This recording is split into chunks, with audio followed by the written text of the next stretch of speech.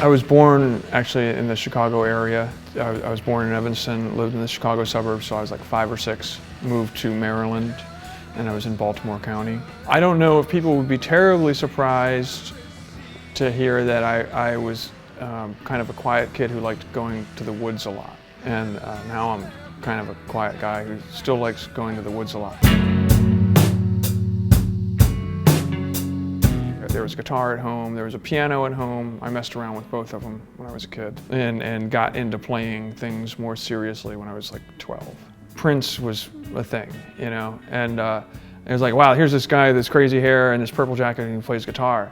But there was another guy with crazy hair and a purple jacket who played guitar before him, and he had died, you know, and I learned about him like when I, 13, 14. I think I was in middle school, and there was this dude who was this older guy, John. He was probably 10th grade or something, and he would bring a boombox to school, you know, and he's playing this music. I heard the wildest rock song I'd ever heard. I was like, what is that? And he's like, oh, it's Jimi Hendrix, man. It's manic depression. I was like, dude, that is great. I got to get me some of that. And then I got the Jimi Hendrix record. I got Are You Experienced? I remember bringing it to school. I was excited to show it to everyone, you know. And then I was holding it, and then it had fallen out of the jacket, and it got chipped on it. So I couldn't listen to the first half of the first side of either side. I mean, first half of the first song on either side. So that was a bit of a bummer, but you know, I was excited about it. So around 14, I had gotten my first electric guitar, and I had been exposed to a few things already. I'd been exposed to, you know, Jimi Hendrix. I'd been exposed to Eddie Van Halen and, you know, Yngwie Malmsteen, you know, whatever, like all these guitarists that were the ones that were popular in the late 80s, you know, and I was like, I want to be a guitar player. You know, all these other things that I wanted to do, you know, direct movies or whatever, like, you know, comic strips, like that was cool then, but now I want to focus on being a guitar player. I mean, I'd probably been playing for like 3 months before I joined my first band, because I practiced all day long. I didn't do my homework, I just practiced. I had some lessons. There was a guy, Mike, who taught lessons out of this music shop. He was really chill. He was just like, bring in your own music, bring in whatever you want, and I have a really good ear, so I'll figure it out, and I'll write the tablature for it, and I'll show it to you. And he was basically like, I'll go whatever direction you want to go in, you know, and that was cool. So, but I had gone for a little while to, actually a year and a half, to Baltimore School for the Arts, which is like the arts school, magnet school in Baltimore City. So that was, you know, about a 20-minute drive away from where I lived, at least 25 minutes maybe.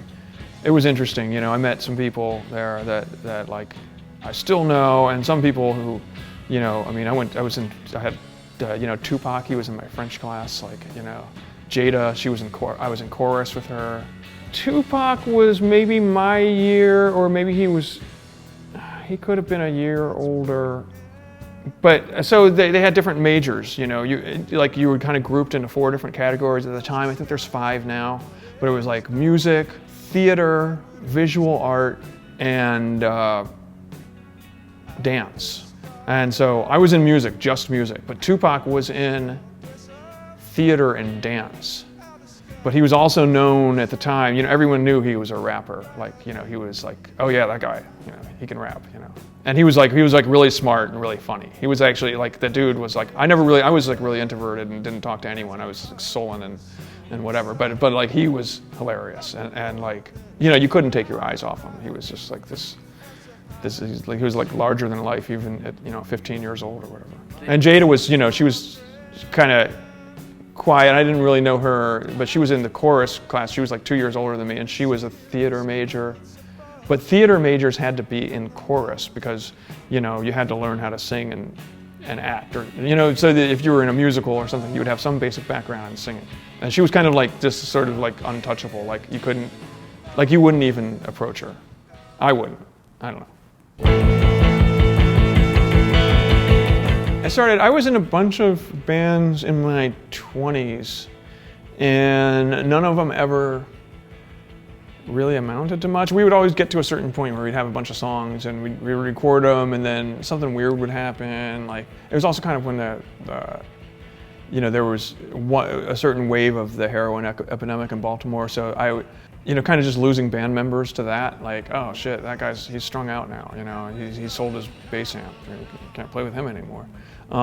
So that kind of thing would happen, and then I ended up meeting Will Oldham. He moved to Baltimore for a while, and I'd already been a fan of his for a few years, and I was just like, so nervous and starstruck at first, but then I realized he was just a regular person like everyone else. But yeah, and anyway, I was over at his house one time hanging out, and like he was talking about he needed a bass player, and I was like, oh yeah, I know this one guy, I think, and he's like, well, if you don't play with him, then I'll take him. And I was like, okay, cool. And I was like riding my bike home, and I was like, oh man, I should have offered to play bass. I can play bass. So I left this message. I was like, oh, hi Will, this is Dave. I was over your house earlier.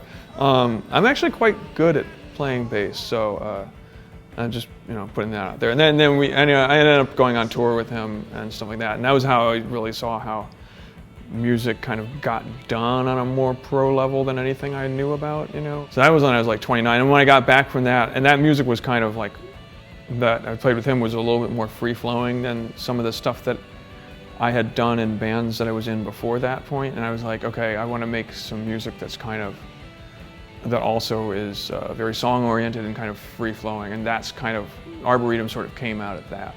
And that just started as a recording project, but as these tracks were built up, you had to, it was like, oh, this really could use some drums, couldn't it? And we'd already have these other instruments, and then someone would play drums on it. So if you listen to the first record, it's a little weird because the tempos aren't very consistent. But friend David Bergener, who played drums on that, I think he tracked pretty well, like the rhythmic irregularities of my guitar playing. I mean, no one makes a record that way. You just don't do that. But it just kind of happened that way. That was the first Arbouretum record, so that was what was started in 2002.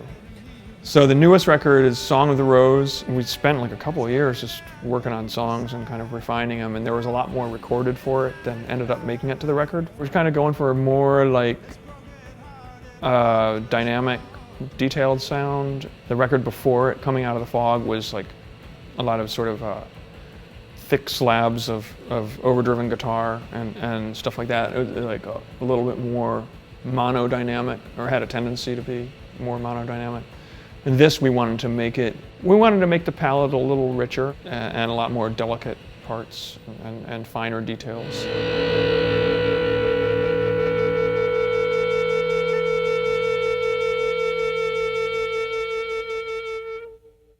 So I'm obsessed with tea. I drink it all day long. I thought, wouldn't that be cool if I started a little tea business and see if I can communicate my enthusiasm for how much I love it to other people and just kind of get them stoked on it, Oolongs, right now I have most of oolongs than anything, particularly these Dan Kong oolongs, which are just like crazy good. Green teas, some white teas, some black tea. It's a lot of fun. I mean, I love tea. I love like talking to people about tea. I love learning about tea. It's called Sparrowtail Teas. That's the company, Sparrowtail Teas, all one word, sparrowtailteas.com.